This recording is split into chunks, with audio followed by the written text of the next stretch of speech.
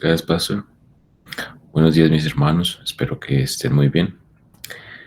Me alegra mucho verlos, a pesar de que, bueno, no sabía si nos habían estudiado unos días por fuera de la ciudad, entonces me alegra volver a estar cerca.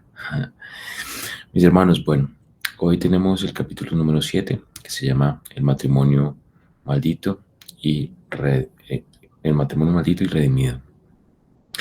Comienza con una expresión bastante interesante que dice, bueno, primero que todo, ¿de qué trata este capítulo? Este capítulo nos quiere enfocar en la condición del matrimonio en general, en la condición del matrimonio que no tiene a Cristo, la raíz de la condición de la maldición sobre los matrimonios que están sin Dios y cuál es la solución para esta situación, cuál es el remedio para esta terrible condición en la que se encuentran los matrimonios que no tienen a Dios y cuáles para los que, para los que lo tenemos, para mostrarnos en gracia eh, cómo el Señor nos ha amado para, para tener una relación así y bueno, también madurarla. Entonces, eh, el texto comienza con una expresión que es, las mujeres están malditas. Me pareció bastante curioso cómo empieza el texto con esta expresión, porque pienso que creo que todos nosotros lo hemos escuchado de una u otra manera, ¿no? O las mujeres están malditas, o la maldición comenzó por las mujeres por culpa de ellas, cosas así, ¿verdad? En nuestra sociedad. Pero el autor nos lleva a decir que en realidad el hecho de que las mujeres sean insondables para los hombres es la bendición que Dios ha querido para nosotros, ¿verdad? El matrimonio no solo es desafiante, sino dolorosamente imposible para aquellos que no tienen a Cristo. La maldición del pecado sobre el matrimonio es la mejor explicación sobre la altísima tasa de divorcios en el mundo hoy en día. Incluso entre los cristianos la maldición de Dios sobre hombres y mujeres y por lo tanto sobre el matrimonio se refleja en tanta amargura, dolor y pecado, proveniendo de todo esto de la institución que Dios mismo había dado para nuestra bendición. Entonces, el autor ahora nos quiere llevar a cuál es la raíz de esta maldición, en dónde comienza todo. Entonces me gustó mucho cómo el autor nos lleva al momento en que el demonio ataca o tenta, genera la tentación a Eva. Y dice así el autor, dice, Satanás atacó en un punto donde el hombre y la mujer eran vulnerables, pero también porque Satanás vio la potencial amenaza de su asociación. O sea, es bien interesante cómo el autor muestra aquí que la unión que Dios había bendecido y, y creado en realidad, porque Él fue el que la hizo, era, era, la, era, era el punto para atacar a toda la generación, a todo lo bueno que Dios había creado. Si recordamos bien, lo último que Dios había dicho, bajo la creación todo fue, y Dios vio que todo era bueno, ¿verdad? Lo único que dijo que no era bueno es que el hombre estuviera solo, pero para eso le creó una ayuda idónea. Por lo tanto, ya teníamos todo el panorama completo como algo completamente bueno, ¿verdad? Y Satanás detestó esta idea y quiso atacarla desde la raíz y desde el Edén, desde la unión de Eva y Adán. Entonces, pero también porque Satanás vio la potencial amenaza de su asociación. Entonces, cuando algunas personas quieren decir, ve, se dice que el matrimonio es malo, la verdad es realmente lo contrario. El matrimonio es tan bueno que fue lo primero que Satanás atacó. Adán se encontró en un dilema que se convirtió en su ruina cuando Eva le extiende la fruta, ¿verdad? La fruta ya mordida, como lo expresa el autor. Debería elegir entre la mujer y Dios. Y ya sabemos qué fue lo que pasó. Escogió a la criatura sobre el creador, a la que lo dado a cambio de el dador. Eva había sido dada, pero escogió a Eva en lugar de aquel que le había dado a Eva, ¿verdad? Las dádivas de Dios transmiten bendiciones solo cuando se disfrutan en obediencia a Dios. Si nosotros vamos allí a ese instante cuando Adán decide desobedecer, tomar la fruta,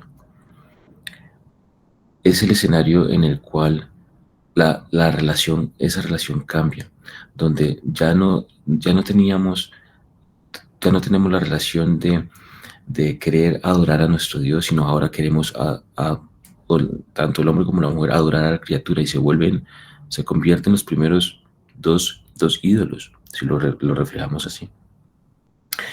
Entonces, la humanidad pecadora desea las dádivas y las bendiciones de Dios, pero no quiere tener nada que ver con aquel que las provee. Y esa es la realidad, ese es el mundo. El mundo es idolatría constante. Desean todas las bendiciones que Dios provee para ellos, para sí mismos, para ser adoradores de sí mismos, ¿verdad? Pero totalmente apartados y tratando de ignorar a toda costa quién es el dador de las bendiciones. Y esa es la realidad del mundo. Entonces, entonces ahora reflejado eso dentro de la condición del matrimonio, los hombres deseamos disfrutar, bueno, los hombres sin Cristo, los hombres sin Dios desean disfrutar de las bendiciones de la compañía femenina, principalmente pues en su interacción sexual, sin ninguna clase de compromiso, solamente para satisfacerse a sí mismos. Entonces, vamos a ver qué es lo que sucede en ese instante. Se genera un amor distanciado. Cuando el pecado comienza a arruinar la relación entre el hombre y la mujer, ¿cuándo fue que sucedió eso? Entonces fueron abiertos los ojos de ambos, cuando vamos a Génesis 3:7. Entonces fueron abiertos los ojos de ambos y conocieron que estaban desnudos. La libre intimidad de la relación amorosa que Dios había hecho entre el hombre y la mujer para su deleite, su, para su felicidad, fue totalmente contaminada. Ahora estaban avergonzados de sí mismos y avergonzados entre sí mismos y delante de Dios, ¿verdad? Entonces allí es cuando vemos ese intento, digamos así, ridículo de cubrir su desnudez a través de hojas, ¿verdad? Y entonces allí ninguna variante de esconderse detrás de unas hojas de higuera puede realmente marcar una diferencia. Solo a través de las gracias gemelas del perdón y el arrepentimiento, los cristianos pueden recuperar gran parte de lo que se perdió en el pecado, para que la humanidad de Dios, para que la unidad que Dios quiso para el matrimonio pueda ser restaurada en una gran medida. Entonces, justamente perdón y arrepentimiento. Pero que cuando nosotros vemos esa primera situación en el matrimonio, en la unión de Adán y Eva, cuando han pecado, ¿qué es lo que sucede? No hay perdón y no hay arrepentimiento. Por el contrario, ¿qué sucede? Adán se convirtió en la primera lista, en el primero una gran lista de hombres que culpaban a los demás. ¿Se acuerdan la respuesta que Adán le dio a Dios cuando le pregunta que se había comido del árbol del conocimiento del bien y del mal? Bueno, tuve miedo porque estaba desnudo y me escondí. Y dice, la mujer que tú me diste por compañera, me dio del árbol y yo comí. No solamente aquí Adán estaba diciendo que la mujer le había engañado para comer del fruto, sino que realmente está diciendo la que tú me diste, Dios. O sea, realmente tú eres el culpable. ¿Cómo permitiste, cómo hiciste esta criatura que me engañó a mí si yo soy tan bueno? ¿Cierto? Entonces encontramos allí esa primera situación del hombre de querer culpar al otro, de culpar, y principalmente culpar a su esposa, no ver su propio error, no ver eh, que su responsabilidad, sino volcarla toda sobre cualquier otro, y en este caso el único que estaba allí o estaba allí era su mujer. Antes que el pecado entrara al huerto, Adán estaba abrumado por la bendición de la mujer, pero ahora la despreciaba y acusó a Dios por encadenarlo a ella. La defensa de Eva no fue muy diferente, ¿cierto?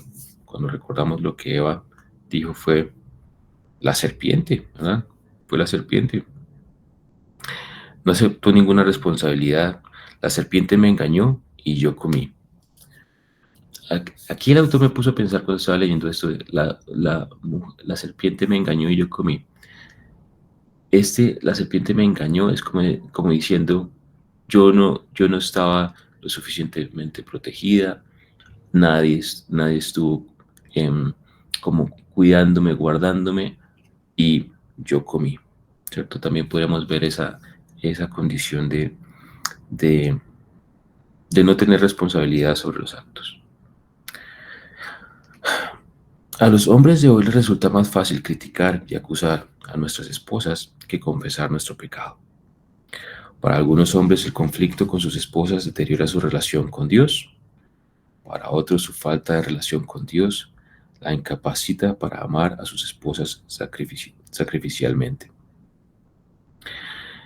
Entonces, ¿cuántas veces a veces hasta nosotros mismos pensamos, no, pero es que si yo pudiera estar más tiempo solo, podría tal vez dedicarle más tiempo a Dios, ¿verdad?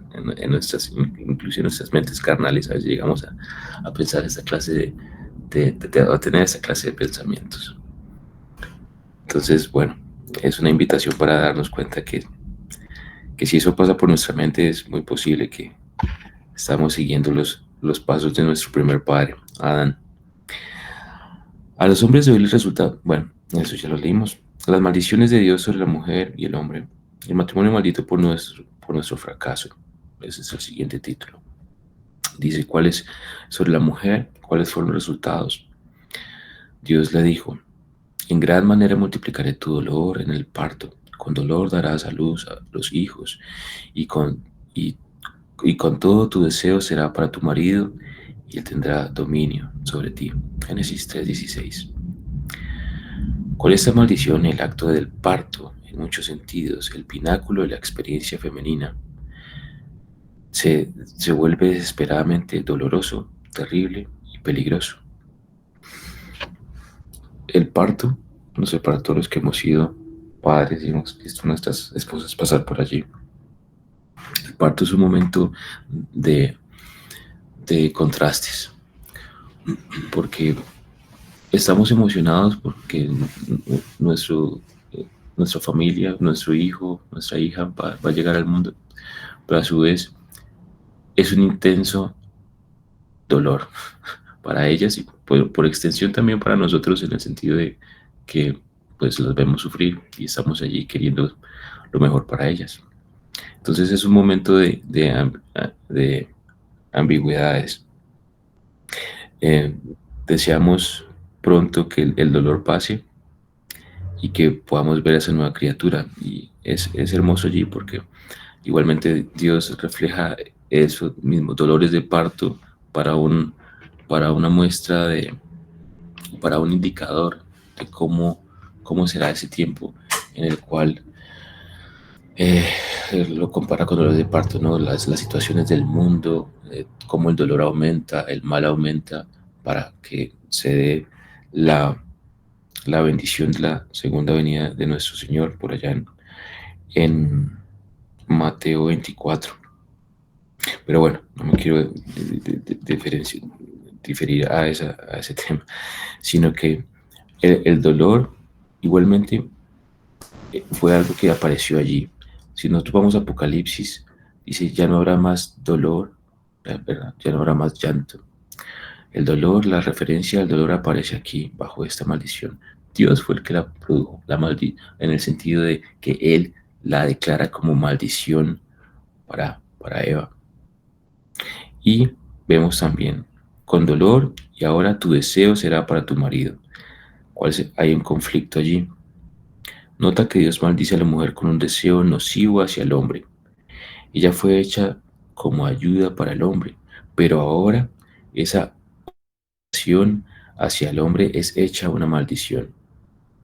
La palabra para deseo que se emplea aquí en las Escrituras se aparece solamente 2 veces más en ella. Una es en Eclesiastés, ¿verdad? Yo soy de mi amado y su deseo tiende hacia mí. La maldición de Dios aplica esta palabra a las mujeres con el efecto de que tienen una obsesión nociva o tienen una obsesión nociva con los hombres y sus relaciones con ellos. La otra ocurrencia aparece en Génesis, donde Dios advirtió a Caín sobre el poder del pecado. El pecado yace a la puerta y te codicia o te desea. Aquí la idea es de dominio o control. Al unirse estos dos puntos, podríamos decir que la maldición sobre la mujer es de esta manera que queda atrapada por un deseo nocivo de poseer y controlar al hombre o a su hombre. Esto, por supuesto, es la experiencia real de innumerables parejas. Los hombres a menudo sentimos que nuestras esposas son demasiado controladoras y exigentes en sus expectativas sobre la relación. Entonces los hombres arremetemos como decir, cuando Dios dice, y tendrás dominio sobre ti, ¿verdad? ¿Cuál es el común denominador de casi todos los artículos en casi todas las revistas de mujeres? Bien interesante esa pregunta que hace el autor. Cuando pasamos por estantes de revistas, vemos que de cocina, de, de, de moda, de ropas, ¿verdad? Dice así. Ya sea que el tema sea desempeño sexual, la dieta, la cocina, la costura, hay un enfoque en poseer y controlar al hombre. Bajo la superficie de todo esto está la maldición de Dios sobre, al decir tu deseo será para tu marido y él tendrá dominio sobre ti.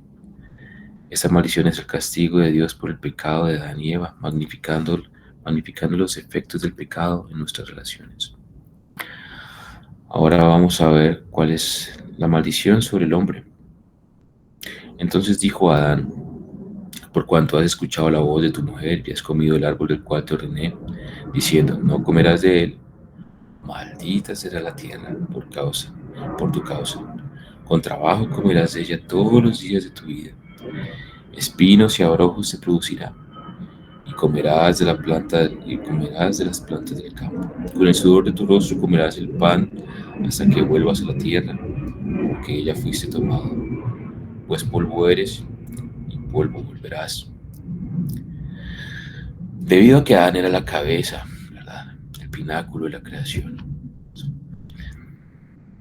Adán era la cabeza del primer hogar. Su pecado tuvo un efecto más amplio que el de su esposa, trayendo maldición de Dios a la misma tierra que se suponía que debía cultivar y cuidar. Esa es la razón del problema de las malezas en mi patio, el problema de de nuestro trabajo que muy frecuentemente es tedioso y extenuante. Y también por lo mismo, al final, la muerte nos espera a cada uno de nosotros al final de los días de nuestro trabajo. Entonces, me parece muy interesante cómo es la realidad del hombre, o sea, para nosotros mismos. Antes de yo ser cristiano, me acuerdo mucho que yo pensaba, bueno, ¿cuál es el propósito de todo esto? O sea, trabajar, tener una familia, casarme, o sea, y buscar una pensión y morirme. Entonces, me parecía, en última me parecía una condición muy triste la del hombre, ¿no? Pues, si la resumimos así, ¿no? Es nacer, crecer, buscar reproducirse y trabajar arduamente a lo largo de sus días e irse al polvo. Entonces yo decía, bueno, qué tristeza, ¿no?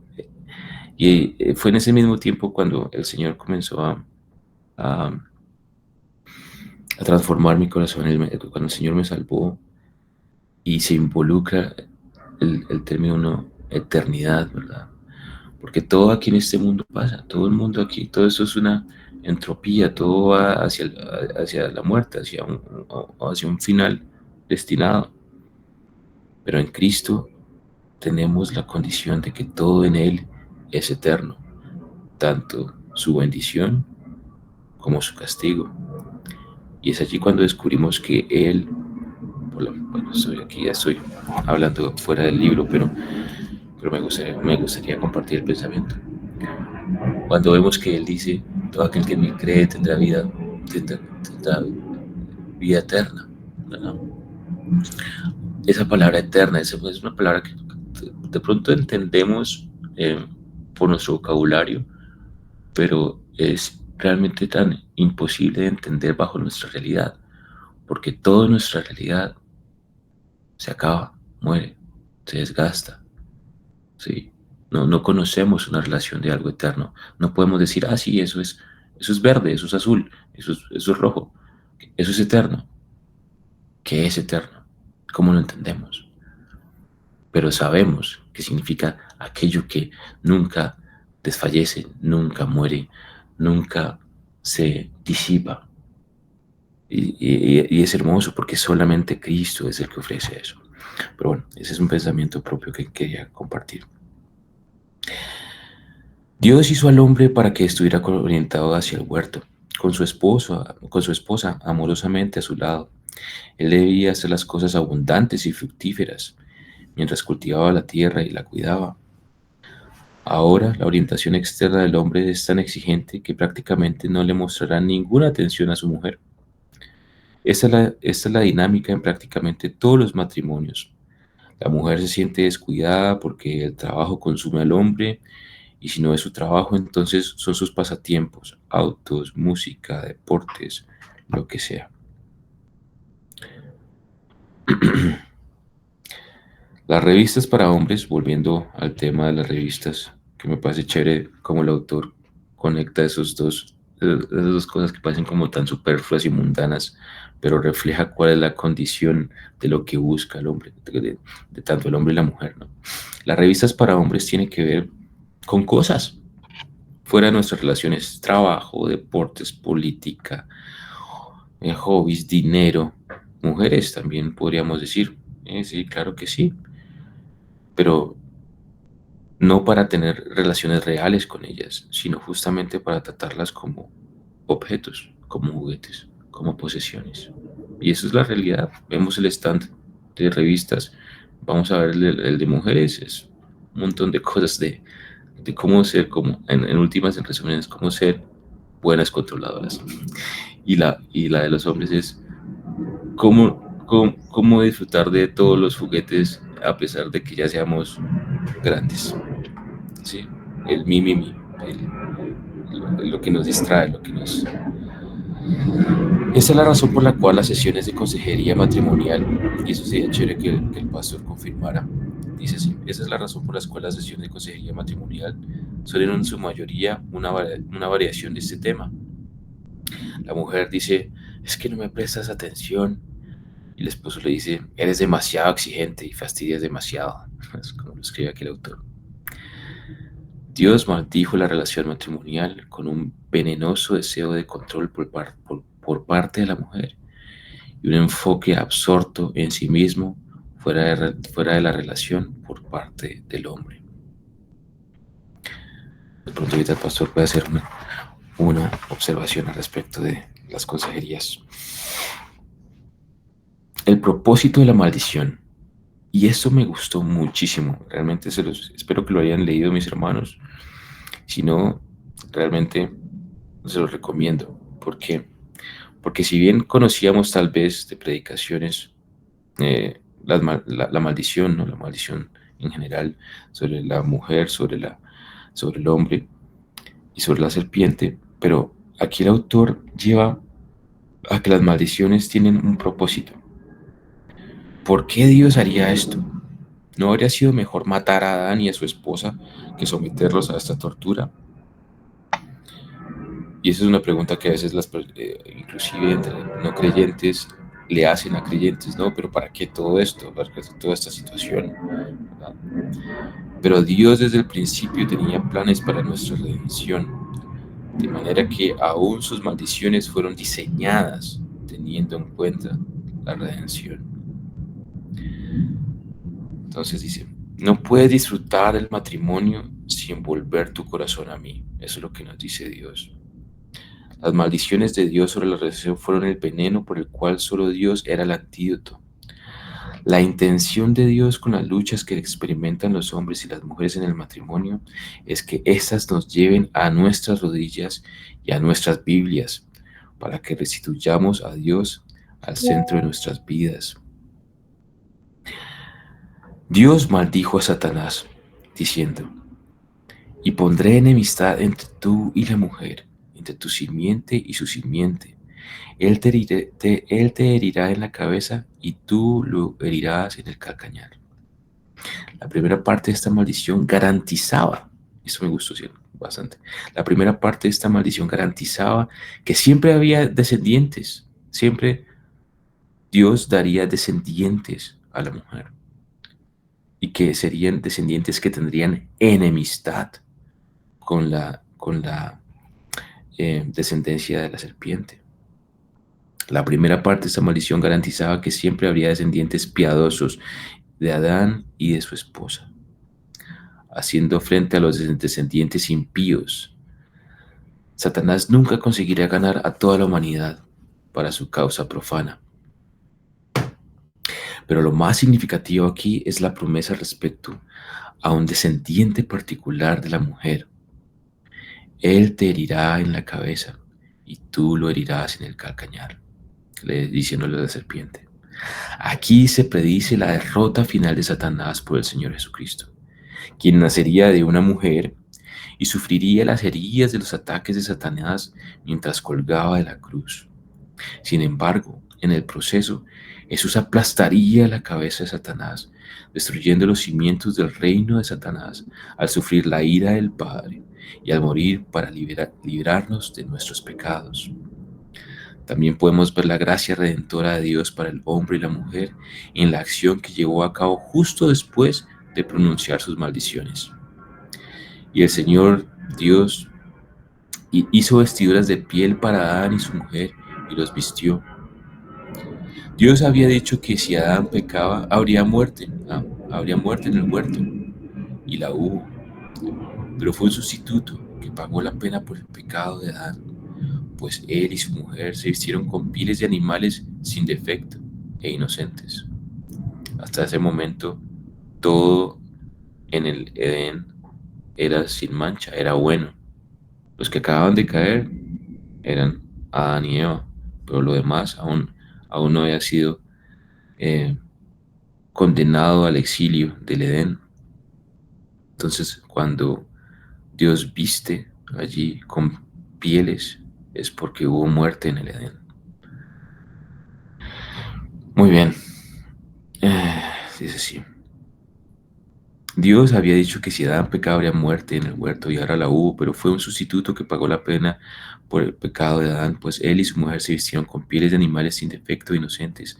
Aquí se presagiaba la obra expiatoria de Jesús, el Cordero, que un día moriría por nuestros pecados. Aquí también vemos la imputación de la justicia de Cristo. Dios nos viste con la inocencia de Cristo, para que el hombre y la mujer, por la fe en la promesa de un Salvador, puedan estar delante de Dios y recibir su bendición.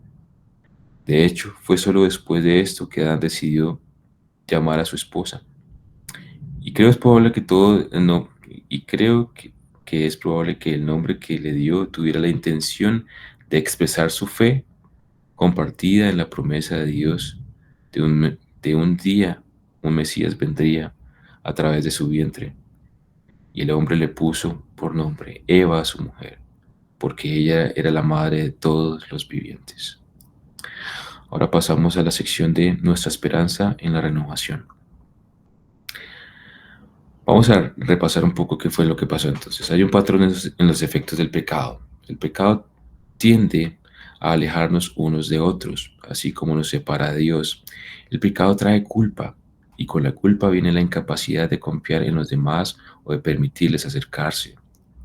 La maldición de Dios sobre la mujer hace que las mujeres tengan un deseo nocivo de poseer e inclusive controlar a los hombres, cuyo resultado inevitable es el conflicto matrimonial. Los hombres llamados a cultivar y cuidar del huerto encuentran su trabajo y sus pasatiempos tan absorbentes que tienen poca atención para dar a sus esposas.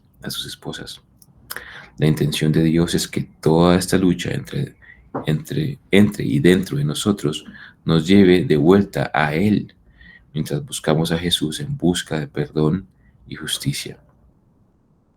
A medida que quitamos las hojas de higuera de nuestra autojusticia y dejamos de culpar a los demás y en su lugar confesamos nuestro pecado y nos vestimos con la justicia de Cristo, Dios nos sanará tanto a nosotros como a nuestra relación humana. Entonces, si el comienzo de la historia es realmente trágico y destructivo, el final es verdaderamente alegre y redentor. Yo diría glorioso, le agregaría al texto. En Colosenses 3 del 12 al 13 dice, escogidos de Dios santos y amados, y perdonados de nuestros pecados por el Señor. Esos son los recursos de gracia que Dios nos ha dado. Nos eligió en Cristo para salvación. Nos apartó para la salvación y vida nueva. Y puso su amor paternal sobre nosotros como hijos amados. A la luz de la bendición restaurada de Dios para nosotros en Jesucristo, Pablo nos ve finalmente capaces de restaurar nuestra relación con otros cristianos, especialmente presentando la respuesta de gracia que ahora podemos extender a nuestras esposas. Conscientemente de haber sido tan maravillosamente perdonados por la sangre de Cristo, ahora tenemos la capacidad de perdonar a otros que pecaron o que me decepcionaron, así como mi esposa ahora tiene gracia para perdonarme. Entonces ahora en Cristo nosotros, al haber recibido perdón, podemos perdonar a los demás. Y ya no buscamos culpar al otro, ¿verdad? Pasarle todas nuestras responsabilidades, o victimizarnos a nosotros y hallar en el otro el foco de nuestras desgracias, sino ahora nosotros somos los que nos damos cuenta que recibimos el perdón por nuestras acciones, ¿verdad? Fuimos perdonados y ahora cuando pecan contra nosotros podemos perdonar. Y es bien interesante cómo el autor maneja esto, me gustó bastante. Bueno, sigamos. Dice, ¿ves cómo se redime la maldición del pecado en Cristo? No tengo que esperar hasta entender completamente a mi esposa para amarla. En Cristo no tengo ninguna orden de retener mi amor hasta que ella cambie de acuerdo con mi agenda egoísta. Soy libre en Cristo para amar a mi esposa por medio de los recursos de la gracia redentora de Dios para mí. ¿Se acuerdan cuando empezamos este pequeño sinapsis del texto? Que él decía que la mujer es enigmática, que es difícil, es profunda. Me gusta cómo une toda esta idea del que tenemos en el principio con el final, diciendo, no tenemos que, tengo que entenderla perfectamente, no la tengo que entender perfectamente. Lo que tengo es que amarla como Cristo amó a la iglesia. Y nos resume a nosotros dando de nuestro amor, del mismo amor que Dios nos amó hacia nuestras esposas. Eso me pareció súper chévere del autor. Voy a leer este último caso que me parece que no tiene pérdida. Dice, con la compasión de Dios por mí tengo compasión para dar. Con la gracia de Dios puedo mostrar gracia. Y con la palabra de Dios morando en nuestra relación, mi esposa y yo, podemos crecer en gracia para que aprendamos más y más a amarnos el uno al otro, mientras extraemos más y más de los pozos del amor salvador de Dios por nosotros. Aquí nos hace un recuerdo de lo que él hizo en el capítulo anterior. Dice, como dije en el capítulo anterior, el saber hace toda la diferencia. Es de gran ayuda saber qué ha salido mal con la humanidad y con los hombres y las mujeres en particular. Pero ayuda mucho más conocer la gracia que Dios tiene para nosotros por medio de la fe en Jesús, el Cordero que quita nuestro pecado. Dios quiere que conozcamos su valor como dador para que Él esté en el centro de toda nuestra adoración y vida. Cuando volvemos a Él por la fe en Cristo y lo colocamos en el centro de nuestras vidas y matrimonios, Dios tiene abundante gracia para que podamos dar a los demás como Dios nos ha dado a nosotros. Y con eso se termina el texto, el capítulo que deseamos estudiar. Entonces, en resumidas, nos damos cuenta cuál es la condición del mundo sin Cristo y cuál es el deseo de Dios para con nosotros, los matrimonios creyentes. Que tengamos ese reflejo de Cristo con la iglesia y a través de ese mismo reflejo nosotros podamos llamar a otros matrimonios que no lo tienen a Él para como referencia de lo que es bueno.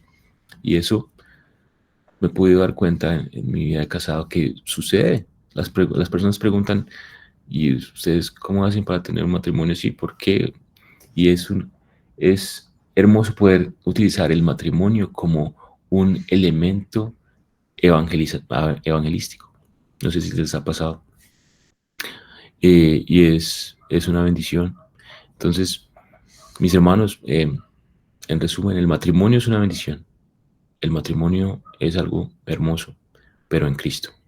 Fuera de Él es imposible, no tiene sentido, no tiene norte, no tiene ninguna estructura. Y bueno, eso es como el resumen que les quería traer.